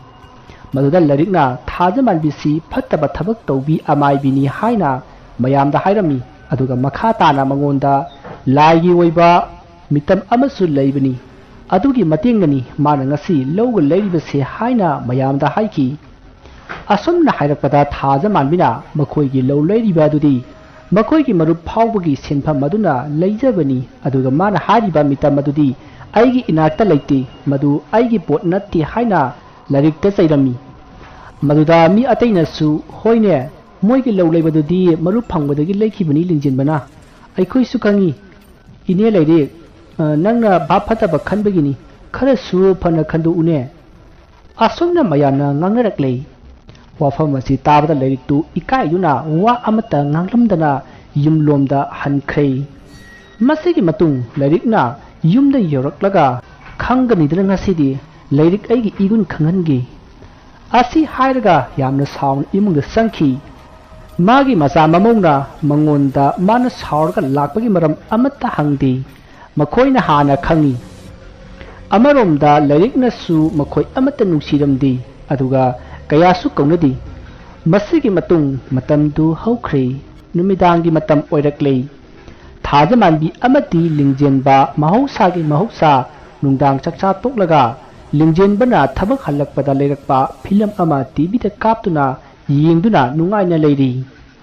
Asuna Lady Makoi Yumgi Yumtakta, Kana Gumba Amana. Kan Sian Kibagum, Dang Sian Ki. Konjal Adu Tabada, Tazaman Bigi Mapuroiba, Lingjen Bana, Fuk Haugatuna. Kanone Hujikuba, Amukta Su Takijina. Asi Hiram Laga, Toslight Ama Piraga, Mahat Mapanda, Paraprap Tori, Aduga, Matak Aduda, Kapaga Kuying Yingi, Adubu Kana Amatadi, Labor Ukidi. Masidiki Mahat Imunda Muksangle, Aduga, Tazaman Bigi Manakta, Sanglaga Pami. Maduda Tazaman Bina, Kana Oiramage, Haina Hangi, Maduda Lingjinbana, Kangdida, Kanam Lehodi Haina Kumi. Masita Bada Tazaman Bidu, Sinapa Horakle, Masidigi Tazaman Bina, Tumnaba Torasi, Tumning Haibadagi, Makoi Tumnabagi, Pamung the Sangakle. Masidagi Makoi, Tumin, Tumnari. Asumna, Nehak Ledabamatung, Yum Adugi Tongda, Kok Tilaki, Maduda Lingjinbana. Kana Oraza no Haiduna Hogan Navatawi, Adubu Tazaman Bina, Tulu no Haibadagi, Tumina Lady. Asumna Tumina Lation Badagi, Tong Tilamba Adu, Tumina Muk Lakre, Aduga Lingjelba Amadi, Tazaman Bina, Tumliba Pamu Adugi, Wairum da Paliba, Tonga Waduda Muk, Kok Tilakle. Asumna Torapa Aduda Lingjelba Du, Kangpre Kangi, Masdigi Mahana, Kanano, Haina Hangi. Som the Tazaman Bina, Lewa Kana Solaga, Kubak Pro Kubadagi, Tonga da Tilamba Du, Tumina Lakre. Matamadu da Lingjin Bana, Tajaman Bida, Nanga Sanaba Laira, Haina Hangi, Aduga, Matung Sugumba Togano, Haina Sustainami, Maduda Tajaman Bina, Aina Nate Haina Kunki, Aduga Ngasai, Amaibi Ladika, Mahaka Kanakiba Adu, Hairami. Maramasina, Mana Torok Pasweden Oiramgani Haina, Magi Nupa Lingjin Bada Hairami. Masatigi Lingjin Badu, Sauna Loikre. Haying, Nung Hek Nanbaga, Ngangugi Haina, Hairaki. Adubu Madu Taudanaba Taja Manbina, Lingjin Babu, Kamlami, Maramdi Adumne Hek Taurubata, Sati Satiba Tabakaya Torakadoribani, Masi Kangmanina, Taja Manbina Kamlibani. Masitagi Wapamadu Yaraduna, Lingjin Badu Tumina Tumki, Taja Manbisu Tumki, Taja Manbina, Magisu, Hajaba Lewakaya Sonduna, Amaibi Ladika, Muknabi Yabani, Adubu Mahakti, Hauji, Masalum Libanina, Bangal Putopa Yadriba, Matang Oiri. Wapamasi Kangbanina, Ladikna Su, Taja Manbibu, Kiramdi. Asumna Matamdu Hokri, Matangi no Ngali, Taja Manbisu, Yumgitabo Inkankara, Asum Luisili. Tanzadu da Lingjin Badu, Masanungaiti Haiduna, Pamungda Amuk Changaklaga, Hipli. Maduda Taja Manbina, Kaidurage, Haina Hanki, Aduga Lingjin Bagi Makut Paiduna, Ihunjing Bada, Lai Waiba, Sahum Ama Funky. Masidaki Taja Manbina, Lai Ama Quadumnaba, Torang Torokli. Asumna Mahagna Torang Torokbada, Mana Magi Manaka Tamliba, Isingadu, Masa Matumta, Musin Muslai, Aduga, Taliba Candle Singadusu, Masa Matumta, Put Mutki. Madu Buddha Taja Manbina, Masidi Ainangam Larui Kanduna, Amai Batang Jamuhonbu, Gobuna Faragani Haina, Kanki. Asumna Kalaga, Mahagna Magi, Lai Quiramba Adu, Loiselaga, Amai Batang Jamuhonda Phone Toduna, Mokoigi Yumda, Lakpina Bahaiki. Adubu Tang Jamuhondi, Yumda Late, Langpeda Lay Haiduna, Kumlaki. Mokoigi Amaiba Amaibi Tarukna Siamba, Kanglup Amada, Amaiba Tang Jamuhona, Quaidigi Haiba, Mokoi Mayamgi, Lusting Money. Adubu Mahagna Sandrabanina, Atupa Ama Amuk Phone Toduna, Haiki. Maduda Amaibi Memana, Sodana Laklage, Haiduna, Yabiraki. Asumna Amaibi Memana Yabiratuna, Lingjin Bana, Masanungaiti Haiba, Numit Adugi Numidanga, Lai Ama, Amaibi Memana Quidamki. Asumna Lai Quidambadagi, Yum Aduda, Kaisumta Torakidri. Asumna Lingjin Ba Amadi Tajamanbi, Nungaina, Sahi Ani Liankri. Matandudadi, Makoigi Nuksiraba, Masanupa Amasu Pangjari. Swamdana, Nakan Amadana, Amaibi Laitu, Yamna Saurami. Taja Manbina, Ingna Signa Nungaya Labor Uraga, Mahak Jamna, Kalaklami, Sauning Lami. Masidagi Mahana Taja Manbigi Imung Manu Aduna, Gang Kong Sayanaba, Sinba Horakle. Mahana Lewa Tajinduna, Madam Isa Sadana, Kanaba Horakle. Asumna Imung Adu, Mahuk Saga Manadaba, Mawung Matokaya Torok Paduda, Taja Manbina, Lai Quidamduna Yingi. Masidagi Mahakna Kangle, Ladikna Torakpani Haibasi. Masi Kanglapatagi Mahakna, Haujikti Magi Su Haijaba Kaya Putoktuna, Lanting Naragi Kankre. Nongunumidang Ama Taja Manbina, Yumgi Sumangda, Kendal Dup Amadi, Ate Polam Kaya Tamduna, Lai Quidamnaba, Sem Sari. Tanza Aduda Taja Manbigi Nupa, Lingjin Bana, Mahaksu Lai Quidambadu, Yauge Haiduna Zangi. Adubu Taja Manbina, Pamung the Tumina Layunaba Haidaki. Aduga Makata na Haidi, Karigumba Mana Haiba Indaduna, Karigumba Turk Labadi, Shigani Hainasu Kanghalani. Masidagi Lingjin Basu, Imung the Sangduna, Magi Masanupabu Konduna, Tumina Lady. Masidagi Taja Manbina, Lewakaya Sunba Horakle, Aduga, Tang Suri Ani Putoklaga, Makut Nama Pai, Aduga, Yanara. Asumna Torokpa Sida, Swam the Leritu, Magi Yanakada Pamlaga, like Kodam Lambani, Adubu, Aswam the Taja Manbina, Akanba Mawunda, like Kodam Lapaduda, Leritu, Masada Saina, Ama, Pangba Horakle. Masidagi Mahaksu, Hijabakaya Putoktona, like Kodam Lai. Asumna Kodam Lapada, Swam the Taja Manbidu, Masadu Kanagumba Amana, Pubagum, Saina Panguna, Kadna Lauki. Mahagna Asumna Laurakpaduda, Imung the Lady Ba Taja Manbigi Nupa, Lingjin Bana, ꯀꯔꯤ ꯊꯣꯛꯂꯕꯖꯥꯠꯅꯣ ꯍꯥꯏꯗꯨꯅ ꯃꯆꯥꯅꯨꯄꯥꯕꯨ ꯊꯅꯝꯂꯒ ꯃꯄꯥꯟꯗ ꯄꯔꯞ ꯄꯔꯞ ꯊꯣꯔꯛꯂꯦ ꯃꯍꯥꯛ ꯇꯁꯦꯡꯅ ꯉꯁꯥꯏ ꯊꯥꯖꯃꯥꯟꯕꯤꯅ ꯍꯥꯏꯕ ꯑꯗꯨ ꯀꯥꯎꯈꯤꯕꯅꯤ ꯑꯁꯨꯝꯅ ꯂꯤꯡꯖꯦꯜꯕꯅ ꯊꯣꯔꯛꯄꯗ ꯊꯥꯖꯃꯥꯟꯕꯤꯅ ꯏꯃꯨꯡꯗ ꯆꯪꯈꯤꯅꯕ ꯑꯃꯨꯛꯀꯁꯨ ꯂꯥꯎꯔꯛꯏ ꯃꯁꯤꯗꯒꯤ ꯂꯤꯡꯖꯦꯜꯕꯗꯨ ꯉꯁꯥꯏ ꯊꯥꯖꯃꯥꯟꯕꯤꯅ ꯃꯄꯥꯟ ꯊꯣꯔꯛꯀꯅꯣ ꯍꯥꯏꯈꯤꯕ ꯑꯗꯨ ꯈꯪꯅꯤꯡ ꯅꯤꯡꯁꯤꯡꯂꯛꯇꯨꯅ ꯏꯃꯨꯡꯗ ꯄꯔꯞ ꯄꯔꯞ ꯆꯪꯉꯛꯏ ꯁꯣꯝꯗꯁꯨ ꯂꯥꯏꯔꯤꯛ ꯑꯃꯗꯤ ꯊꯥꯖꯃꯥꯟꯕꯤꯗꯨ ꯈꯟꯅꯕ ꯂꯣꯏꯁꯤꯜꯂꯒ ꯏꯃꯨꯡꯗ ꯆꯪꯅꯈꯤ ꯊꯧꯗꯣꯛ ꯑꯁꯤꯒꯤ ꯃꯇꯨꯡ ꯅꯣꯡ ꯉꯥꯟꯕꯗ ꯌꯥꯝꯅ ꯊꯥꯖꯗꯅ ꯊꯥꯖꯃꯥꯟꯕꯤꯒꯤ ꯃꯄꯨꯔꯣꯏꯕ ꯂꯤꯡꯖꯦꯟꯕ ꯒꯥꯔꯤ ꯑꯦꯛꯁꯤꯗꯦꯟ ꯇꯧꯗꯨꯅ ꯍꯣꯁꯄꯤꯇꯥꯜꯗ ꯄꯨꯈꯠꯈꯤ ꯑꯗꯨꯕꯨ ꯀꯟꯕ ꯉꯝꯈꯤꯗꯦ ꯊꯥꯖꯃꯥꯟꯕꯤ ꯌꯥꯝꯅ ꯀꯞꯆꯈꯤ ꯃꯁꯤꯗꯒꯤ ꯃꯍꯥꯛꯁꯨ ꯁꯥꯎꯗꯨꯅ ꯑꯃꯥꯏꯕꯤ ꯂꯥꯏꯔꯤꯛꯀꯤ ꯃꯊꯛꯇ ꯂꯃꯟ ꯈꯨꯝꯒꯅꯤ ꯍꯥꯏꯅ ꯋꯥꯁꯛꯈꯤ ꯑꯁꯨꯝꯅ ꯃꯇꯝ ꯈꯔ ꯍꯧꯈ꯭ꯔꯦ ꯊꯥ ꯀꯌꯥ ꯍꯧꯈ꯭ꯔꯦ ꯆꯍꯤ ꯀꯌꯥ ꯍꯧꯈ꯭ꯔꯦ ꯍꯧꯖꯤꯛꯇꯤ ꯊꯥꯖꯃꯥꯟꯕꯤꯁꯨ ꯑꯍꯟ ꯑꯣꯏꯁꯜꯂꯛꯂꯦ ꯃꯇꯝ ꯑꯗꯨꯗꯗꯤ ꯃꯥꯒꯤ ꯃꯆꯥꯅꯨꯄꯥꯁꯨ ꯅꯨꯄꯤ ꯊꯤꯗꯨꯅ ꯍꯧꯖꯤꯛ ꯊꯥꯖꯃꯥꯟꯕꯤꯒꯤ ꯃꯁꯨ ꯑꯅꯤꯁꯨ ꯂꯩꯖꯔꯦ ꯃꯇꯝꯁꯤꯗꯗꯤ ꯊꯥꯖꯃꯥꯟꯕꯤ ꯂꯩꯋꯥ ꯇꯤꯟꯋꯥ ꯐꯖꯅ ꯍꯩꯔꯦ ꯑꯗꯨꯕꯨ ꯀꯔꯤꯒꯨꯝꯕ ꯌꯥꯗꯕ ꯑꯃꯗꯒꯤ ꯂꯥꯏꯔꯤꯛꯇ ꯂꯃꯟ ꯈꯨꯝꯕ ꯉꯝꯗꯅ ꯂꯩꯔꯤ ꯅꯣꯡꯃ ꯅꯨꯃꯤꯠ ꯑꯃ ꯄ꯭ꯔꯚꯥꯄꯇꯤ ꯍꯣꯁꯄꯤꯇꯥꯜ ꯑꯗꯨꯗ ꯅꯨꯄꯤ ꯃꯆꯥ ꯑꯃ ꯆꯍꯤ 19 ꯀꯨꯟꯃꯨꯛ ꯁꯨꯔꯕꯤ ꯅꯨꯄꯤ ꯃꯆꯥ ꯑꯃ ꯌꯥꯝꯅ ꯁꯥꯊꯤꯅ ꯑꯉꯥꯎꯕꯒꯨꯝ ꯇꯧꯗꯨꯅ ꯄꯨꯔꯛꯈꯤ ꯗꯥꯛꯇꯔꯅ ꯐꯅ ꯀꯟꯅ ꯌꯦꯡꯂꯕꯁꯨ ꯐꯈꯤꯗꯦ ꯇꯥꯟꯖꯥ ꯑꯗꯨꯗ ꯊꯥꯖꯃꯥꯟꯕꯤꯅ ꯅꯨꯄꯤ ꯃꯆꯥ ꯑꯗꯨꯒꯤ ꯑꯍꯜ ꯂꯃꯟꯁꯤꯡꯗ ꯅꯨꯄꯤ ꯃꯆꯥ ꯑꯁꯤ ꯂꯥꯏꯒꯤ ꯑꯣꯏꯕ ꯈꯔ ꯂꯩꯔꯦ ꯑꯗꯨꯅ ꯌꯨꯝꯗ ꯄꯨꯊꯣꯔꯣ ꯑꯗꯨꯒ ꯂꯥꯏ ꯑꯃ ꯈꯣꯏꯔꯝꯁꯤ ꯍꯥꯏꯈꯤ ꯑꯁꯨꯝꯅ ꯍꯥꯏꯕꯗꯒꯤ ꯅꯨꯄꯤ ꯃꯆꯥ ꯑꯗꯨꯒꯤ ꯏꯃꯨꯡ ꯃꯅꯨꯡꯅ ꯅꯨꯄꯤ ꯃꯆꯥ ꯑꯗꯨꯕు ꯌꯨꯝꯗ ꯑꯣꯏꯅ ꯄꯨꯊꯈ꯭ꯔꯦ ꯅꯨꯄꯤ ꯃꯆꯥ ꯑꯗꯨ ꯑꯇꯩ ꯀꯅꯥꯁꯨ ꯅꯠꯇꯦ ꯃꯟꯖꯨꯅꯤ ꯑꯁꯨꯝꯅ ꯑꯃꯥꯏꯕꯤ ꯊꯥꯖꯃꯥꯟꯕꯤꯅ ꯍꯣꯁꯄꯤꯇꯥꯜꯗꯒꯤ ꯍꯜꯂꯛꯂꯒ ꯌꯨꯝꯗ ꯆꯪꯗꯕꯤꯗ ꯃꯟꯖꯨꯒꯤ ꯌꯨꯝꯂꯣꯝꯗ ꯑꯣꯏꯅ ꯂꯥꯛꯈꯤ ꯑꯗꯨꯒ ꯃꯟꯖꯨꯕꯨ ꯂꯥꯏ ꯈꯣꯏꯔꯝꯂꯝꯃꯤ ꯃꯇꯝ ꯑꯗꯨꯗ ꯃꯟꯖꯨꯗꯨ ꯑꯃꯥꯏꯕꯤ ꯑꯃꯒꯤ ꯃꯑꯣꯡ ꯇꯧꯔꯛꯂꯦ ꯑꯗꯨꯕꯨ ꯃꯥꯒꯤ ꯏꯃꯨꯡ ꯃꯅꯨꯡꯅ ꯃꯗꯨ ꯄꯥꯝꯗꯦ ꯍꯥꯏꯕꯗꯒꯤ ꯆꯍꯤ 4 ꯅꯝꯁꯤꯟꯗꯨꯅ ꯊꯝꯕ ꯇꯥꯈꯤ ꯃꯁꯤꯗꯒꯤ ꯊꯥꯖꯃꯥꯟꯕꯤꯅ ꯃꯥꯒꯤ ꯊꯕꯛ ꯑꯃ ꯇꯧꯍꯜꯂꯝꯂꯒ ꯃꯟꯖꯨꯕꯨ ꯆꯍꯤ 4 ꯃꯉꯣꯟꯗ ꯑꯃꯥꯏꯕꯤ ꯆꯪꯂꯛꯇꯅꯕ ꯅꯝꯁꯤꯟꯕꯤꯒꯦ ꯍꯥꯏꯅ ꯑꯃꯥꯏꯕꯤ ꯊꯥꯖꯃꯥꯟꯕꯤꯅ ꯈꯟꯈ꯭ꯔꯦ ꯃꯁꯤꯗꯒꯤ ꯊꯥꯖꯃꯥꯟꯕꯤꯅ ꯃꯟꯖꯨꯗ ꯃꯥꯒꯤ ꯃꯇꯦꯡ ꯄꯥꯡꯅꯕ ꯃꯉꯣꯟꯗ ꯂꯥꯏꯔꯤꯛꯅ ꯇꯧꯈꯤꯕ ꯐꯠꯇꯕ ꯈꯨꯗꯤꯡꯃꯛ ꯍꯥꯏꯔꯝꯃꯤ ꯑꯗꯨꯒ ꯃꯥꯒꯤ ꯃꯄꯨꯔꯣꯏꯕꯁꯨ ꯍꯥꯠꯈ꯭ꯔꯦ ꯍꯥꯏꯅ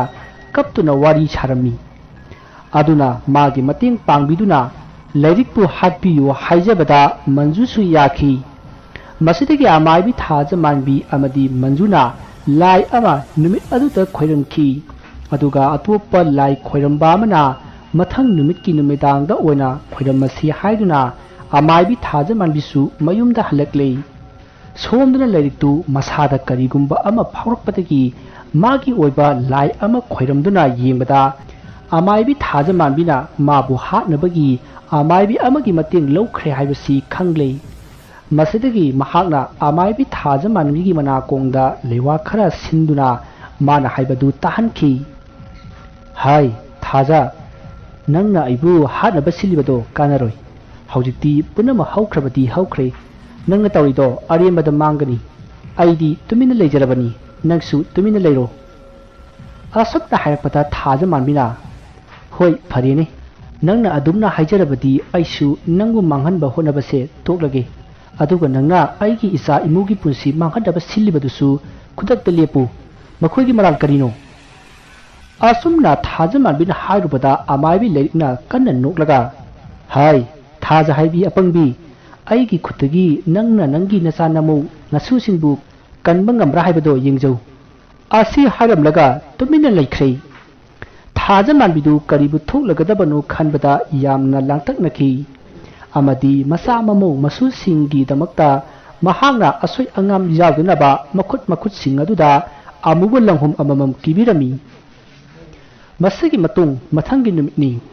ꯑꯃꯥꯏꯕꯤ ꯊꯥꯖꯃꯥꯟꯕꯤꯗꯨ ꯃꯟꯖꯨꯒꯤ ꯃꯅꯥꯛꯇ ꯂꯥꯛꯂꯒ ꯂꯥꯏꯗꯨ ꯍꯧꯖꯤꯛ ꯍꯦꯛꯇ ꯈꯣꯏꯔꯝꯂꯁꯤ ꯅꯨꯡꯗꯥꯡ ꯌꯧꯔꯕꯗꯤ ꯌꯥꯔꯔꯣꯏ ꯑꯩꯈꯣꯏꯅ ꯇꯧꯔꯤꯕ ꯑꯁꯤ ꯂꯥꯏꯔꯤꯛꯅ ꯈꯪꯈ꯭ꯔꯦ ꯍꯥꯏꯅ ꯄꯥꯎ ꯇꯝꯂꯝꯃꯤ ꯃꯁꯤꯗꯒꯤ ꯃꯟꯖꯨꯁꯨ ꯍꯣꯏ ꯍꯥꯏꯗꯨꯅ ꯌꯥꯔꯦ ꯑꯁꯨꯝꯅ ꯂꯥꯏ ꯈꯣꯏꯔꯝꯂꯛꯏ ꯊꯥꯖꯃꯥꯟꯕꯤ ꯃꯇꯣꯝꯇꯅ ꯂꯥꯏ ꯑꯁꯤ ꯈꯣꯏꯔꯝꯕ ꯌꯥꯕꯅꯤ ꯑꯗꯨꯕꯨ ꯃꯍꯥꯛꯅ ꯈꯣꯏꯔꯝꯒꯗꯧꯔꯤꯕ ꯂꯥꯏ ꯑꯁꯤꯗ ꯅꯧꯅ ꯑꯃꯥꯏꯕꯤ ꯆꯪꯅꯕꯒꯤ ꯂꯥꯏ ꯁꯥꯗꯣꯡꯂꯛꯄ ꯑꯃ ꯗꯔꯀꯥꯔ ꯑꯣꯏꯕꯗꯒꯤ ꯃꯟꯖꯨꯕꯨ ꯃꯍꯥꯛꯅ ꯃꯇꯦꯡ ꯄꯥꯡꯍꯟꯈꯤꯕꯅꯤ ꯑꯗꯨꯒ ꯑꯃꯔꯣꯝꯗ ꯃꯟꯖꯨꯗꯤ ꯂꯩꯋꯥ ꯇꯤꯟꯋꯥ ꯀꯌꯥ ꯊꯣꯏꯅ ꯑꯃꯠꯇ ꯈꯪꯗꯦ ꯄꯨꯝꯅꯃꯛ ꯊꯥꯖ ꯃꯥꯟꯕꯤꯅ ꯇꯧꯒꯗꯧꯔꯤꯕꯅꯤ ꯇꯧꯕꯇꯕꯨ ꯃꯟꯖꯨꯒꯤ ꯃꯤꯡꯗ ꯂꯥꯏ ꯑꯁꯤ ꯈꯣꯏꯔꯝꯕ ꯈꯛꯇꯅꯤ ꯑꯁꯨꯝꯅ ꯂꯥꯏ ꯈꯣꯏꯔꯝꯕ ꯍꯧꯔꯛꯄꯗ ꯁꯣꯝꯗ ꯑꯃꯥꯏꯕꯤ ꯂꯥꯏꯔꯤꯛꯇꯨ ꯃꯁꯥꯗꯨ ꯏꯁꯣꯟ ꯁꯣꯊꯕꯒꯨꯝ ꯋꯥꯈꯜ ꯃꯥꯡꯕꯒꯨꯝ ꯇꯧꯔꯛꯂꯦ